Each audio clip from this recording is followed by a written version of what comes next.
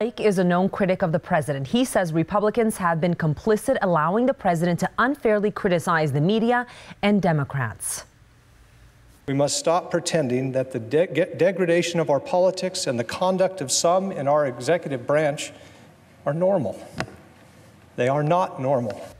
Flake's announcement came hours after Tennessee Senator Bob Corker blasted the president, saying his legacy will be the debasing of the presidency. ABC's Lana Zach with the latest.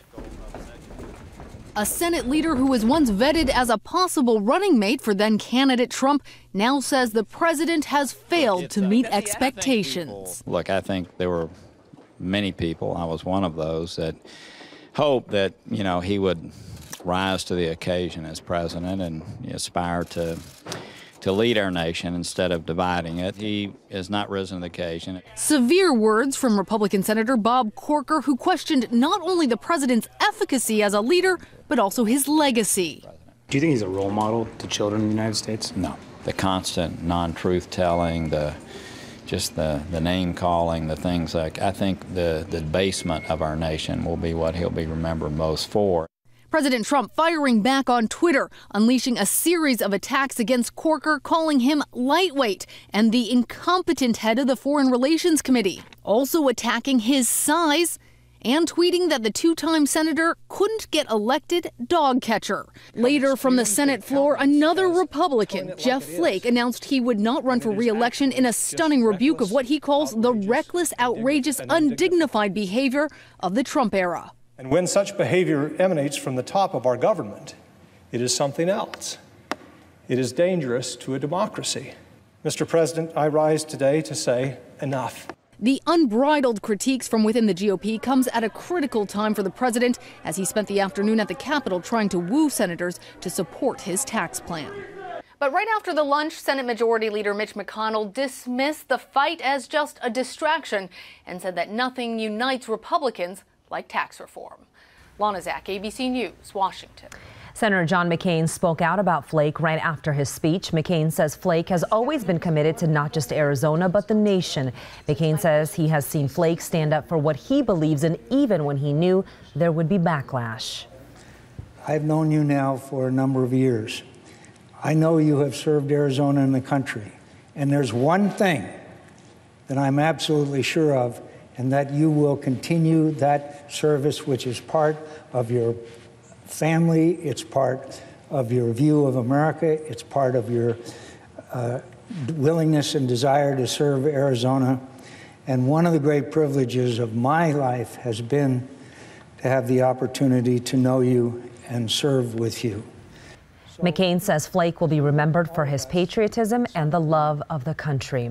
Governor Doug Ducey released a statement. It says in part, Jeff was a voice for fiscal responsibility at the federal level before it was popular and effectively ended the practice of earmarks. I've appreciated his friendship, professionalism, and intellect on policy issues impacting Arizona.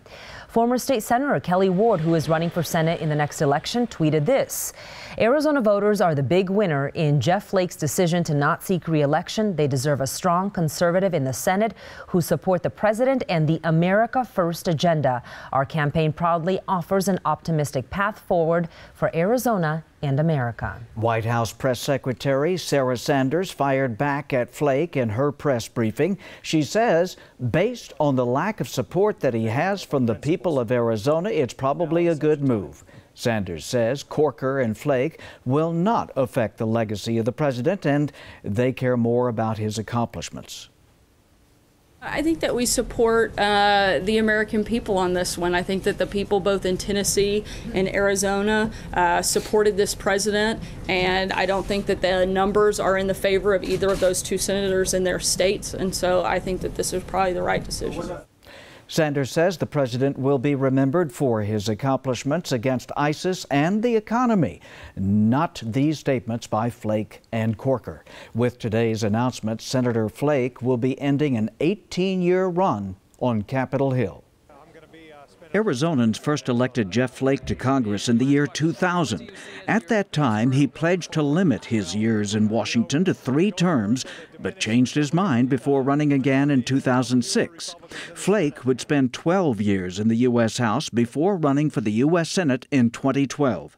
He defeated former Surgeon General Richard Carmona in a relatively close race. Esquire magazine once called Flake one of the 10 best members of Congress, a true conservative as rare as the dodo. But controversial votes were to come.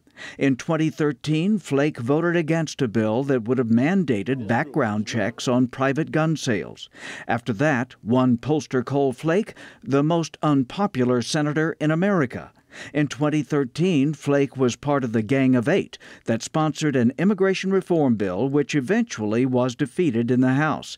And he voted for the nuclear option, ending a Democratic filibuster, leading the way to the approval of Neil Gorsuch to the U.S. Supreme Court. In 2014, Flake spent 6 days on a Micronesian island for a reality TV show called Rival Survival. He did okay there, but surviving in Donald Trump's Washington was a different matter. Asked today whether Trump did him in, Flake responded, "I'm still standing."